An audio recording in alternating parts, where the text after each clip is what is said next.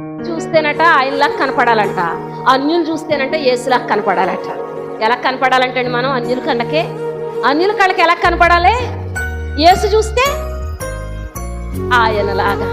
ఎవరన్నా నీ కొడుకు నీలాగే ఉన్నాడంటే ఎంత సంతోషం, నీ కూతుర్ని నీలాగే ఉందంటే ఎంత సంతోషం. యేసు కూడా అలా మనల్ని చూసి ఏం చేయాలి? ఇంకో చాక్లెట్ ఎక్కువేస్తాం, ఇంకో ముద్ద ఎక్కువ పెడతచ్చు, ఇంకో డ్రెస్ ఎక్కువ తేవచ్చు.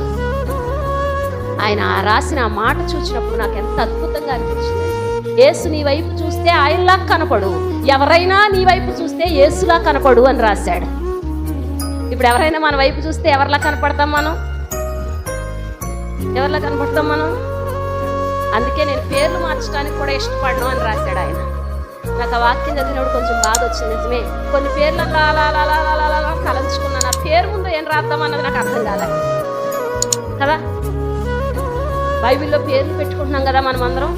ఆ పేర్లు మన దగ్గర ఉన్నప్పుడు ఆ పేరుకి తగినట్టు కూడా మనం ఉండాలి కదా. ఆ పేరు మన ద్వారా దేవునికి మహిమ తేవాలని ఆ పేరు పెడతారు. ఆ పేరు ద్వారా సాక్ష్యం పొందాలని ఆ పేరు పెడతారు.